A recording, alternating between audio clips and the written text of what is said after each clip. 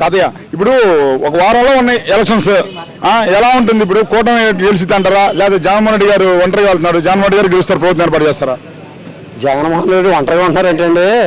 నేను ఈ ఊళ్ళో నాది ఒక కుటుంబం ఒక ఇల్లే ఏమండి, నా పక్కన 15 మంది ఎన్నో వరుసగా ఇల్లు ఉంటాయి. ఈ తర్వాత వీళ్ళందరూ నేను వ్యవసాయానికి తీసుకెళ్తాను పని చేయడానికి. అందులో 10 మాటలు అనుకుంటారు, అది మనం లెక్క చేసుకోకూడదు.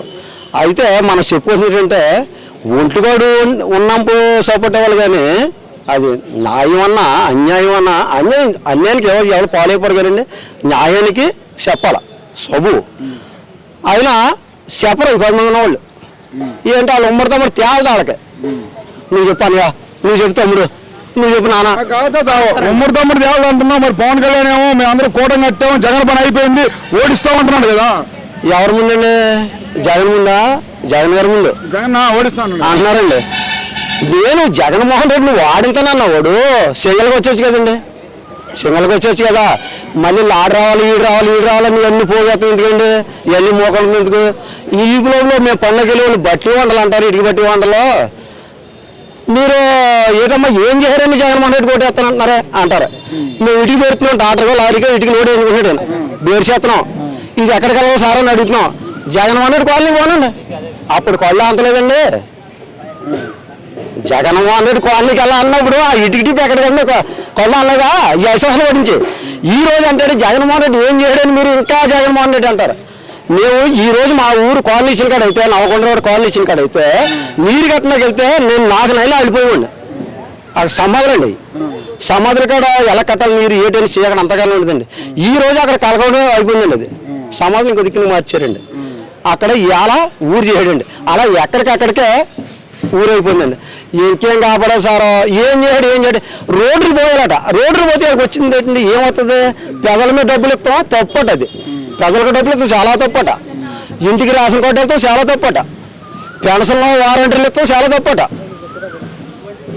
సారా అది ఇవన్నీ తప్పు అయినప్పుడు ఆయన వస్తాడు, వచ్చినప్పుడు జగన్మోహన్ రెడ్డి వాడించేద్దాం అంటున్నాడు. ఏదో తోక తీసేద్దాం, ఏదో కాలు దగ్గర వస్తాడు, జోడు చేస్తాడు, ఇవన్నీ ఎందుకంటే సింగల్గా రావచ్చు కదా. చంద్రబాబు నాయుడు 14 సంవత్సరాలు చేశాడు, 14 సంవత్సరాలు చేశాడు చంద్రబాబు నాయుడు. మరి అప్పుడు నుంచి ఇవాళ ఏం చేస్తాడు? నిద్ర అవుతున్నాడా? ఏడన్నది ఎందుకు? అతను వెనకాల అతను వయసు అక్కడ ఇతను వయసు అక్కడ. ఇవాళ పవన్ కళ్యాణ్ చెప్తే అతను ఆలకించే వయసు అది మనం నమ్మే మాటల. అతను వయసు ఇతను వయసు ఎక్కడ అన్నాడు జగన్ ముందు బచ్చా అన్నాడు చంద్రబాబు నాయుడు. బచ్చాలేండి, బచ్చ అయితే మరి ఎప్పటికప్పుడు అతను బచ్చ చేయొచ్చు కదండి, అక్కడెక్కడ బచ్చ చేయొచ్చు కదా. మరి 5 సంవత్సరాలు నిద్ర అవుతున్నారా? ఇప్పుడు వచ్చిందా బచ్చ జ్ఞాపం? ఈ 5 సంవత్సరాలు నిద్ర ఇవాళ వచ్చిందండి బచ్చ జ్ఞాపం.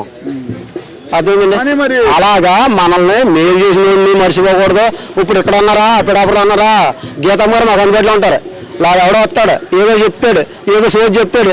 అలా ఆవిడ ఎరకలావిడ వస్తుంది, ఎరకలావిడ వచ్చినప్పుడు ఏం చేద్దంటే సోది చెప్పాడు 10 మంది కొడతారు అక్కడ. అమ్మ మీరు దిగ చూసుకున్న మందికి ఈ 10 మంది పారిపోతారు. అప్పుడు ఆ ఇంటికాడ ఏం చేస్తాడంటే ఆ ఒంటికాడ దిగ చూసుకుని పడుతాడు బయటకెళ్ళి. వర్మ సపోర్ట్ ఉన్నాడు పవన్ కళ్యాణ్కి. వర్మ దండి గంటలు అయిపోయింది, ఇప్పుడు వర్మ దండి గంటలు అయిపోయింది. నిజంగా పవన్ కళ్యాణ్ లెగ్గితాడు సార్, లెగ్గితే చెక్కు పవర్ అయితే వర్మకి చెక్కు పవర్ ఏంటండి. ఇతను వెళ్ళిపోతాడు, మధ్యలాగా మాడతాడు, మధ్య నాకు నీరసంగా ఉందమ్మా, నాకు జ్వరం వచ్చిందమ్మా, హెలికాప్టర్ ఎక్కేస్తున్నామ్మా అంటాడు. ఆ వర్మ సార్ గారు రావాలండి, సంతకం పెట్టాలండి, మీ ఆరోగ్యం అందరూ ఇక్కడ పడుకోబెట్టండి. అప్పుడు ఆ సార్ గారు వచ్చిన తర్వాత హెలికాప్టర్ దిగిన తర్వాత మన అందరూ కాకినాడ అంటాడు. ఈ లోపల ఇటు బయట తినేస్తాడండి, మళ్ళీ మూసుకొచ్చేస్తాం మేము. ఏడు సారా అదనమాట ఈ బట్టి వాండర్ సమస్య, ఈ సమస్య అది.